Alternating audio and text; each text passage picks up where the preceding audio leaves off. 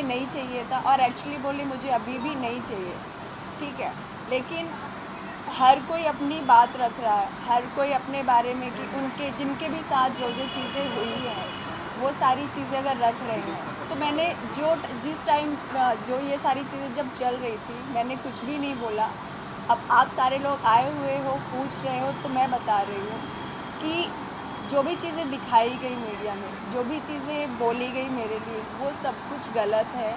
मैं भी बोल सकती कि मुझे भी फ्रेम किया गया था, क्योंकि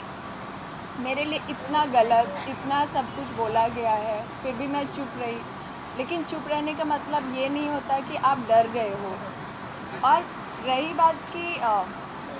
राखी जी, उन्होंने तो मेरे लिए क्या ही बोला, मतलब उनका सीधा सा था कि आप मेरे सपोर्ट में आओ,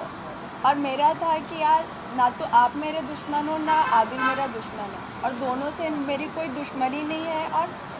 अगर दुश्मनी नहीं है तो मैं किसी के लिए क्यों बोलूँ, चाहे वो आप हो या आदिल हो या कोई भी हो, मेरा कोई बनता ही नहीं कि मैं किसी के लिए बोलूँ। तो उनका ये था कि नहीं आप मेरे सपोर्ट में आओ। जब मैंने उनको मना कर दिया कि नहीं मैं नहीं आऊँगी, उन्होंने 1 बार 2 बार 3 बार बहुत बार मुझे कॉल मैसेजेस किए, जो कि आज भी मेरे पास है, लेकिन मुझे नहीं दिखाना, नहीं कोई भी चीज़ें वापस से वही सारी चीज़ें करूँ, नहीं करना मुझे। लेकिन तो वही था, जैसे मैंने मना किया उन्होंने हर दिन उनका नया, ठीक है आज अच्छा ये, आज तनु प्रेग्नेंट, आज तनु ने चोरी मतलब एक चीज़ हो तो बोले, उनका हर दिन कुछ ना कुछ था ना, तो उनके लिए क्या ही बोलूँ। जो रिकॉर्डिंग सामने आई थी उसकी जी, सच्चाई क्या है? क्या आपने कभी राखी साहब से बात की? राखी मुझे बहुत बार कॉल की है, और एक बार जब मेरी फ़र्स्ट टाइम उनसे बात हुई थी,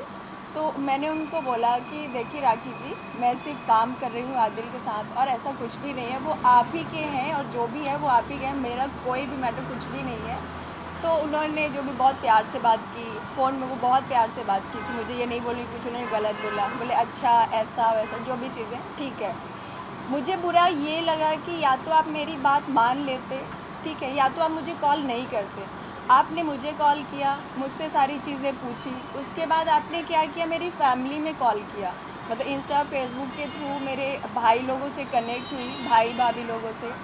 और उनसे मतलब ये जो भी फ़ोटोज़ वगैरह थी वो उन्होंने उनको भेजा, और गलत तरह से पोर्ट्रे करके कि ऐसा ऐसा जो भी चीज़ें, तो मेरी फैमिली ने मुझे बहुत डांटा, मुझे बुरा लगा। तब मैंने सामने से फिर कॉल करके राखी जी को बोला कि चलिए आप जब इतनी सारी चीज़ें बोल ही रहे हो, मेरे लिए इतना कुछ बोल ही रही हो, नहीं ऐसा नहीं ऐसा, अगर आपको मेरी बात नहीं मानी, चलिए सब कुछ है, अब क्या करूँ।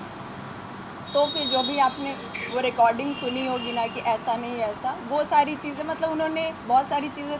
मेरी बात तो मेरे ख्याल से 20-25 मिनट की हुई थी, लेकिन उन्होंने जितने में मैं एक्सेप्ट कर रही हूँ वही उन्होंने सबको दिखाया, बट ऐसा कुछ भी नहीं था। मैंने ये चीज़ राखी जी को भी बोला था कि मैंने जो भी बोला आपको मैंने गुस्से में बोला था, तो उन्होंने अच्छा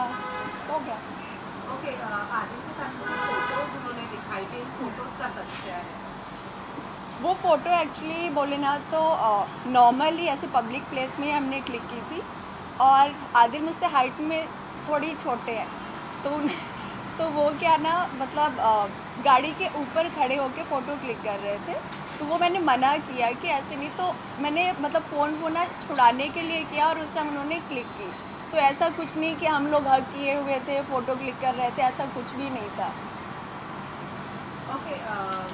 अब अगर राखी, क्या आप राखी सावंत के रोज नए एलिगेशन से डर रही थी और इसने आपके करियर पर कितना इम्पैक्ट किया? पहली चीज़ तो अगर आप ये बोलो कि मैं डर गई हूँ, मैं डरी नहीं हूँ, और किसी के चुप रहने का मतलब ये नहीं होता कि आप डर गए हो, उसका मतलब ये होता है कि कोई आप जैसे बनना नहीं चाहता, ठीक है। और रही बात पब्लिसिटी और ये मीडिया, मुझे इससे कोई वो नहीं है, और मैं एक्चुअली बोले तो मैं अपनी लाइफ में खुश रहती हूँ, मुझे ये पब्लिसिटी कंट्रोवर्सी ये सारी चीज़ें नहीं चाहिए। और आप बोलते हो कि मेरे मेरे हस्बैंड को या मेरे पति को उन्होंने यूज़ किया पब्लिसिटी के लिए, उस टाइम पे आप मेरे लिए बोल रहे थे, सेम चीज़ अब आप राजश्री के लिए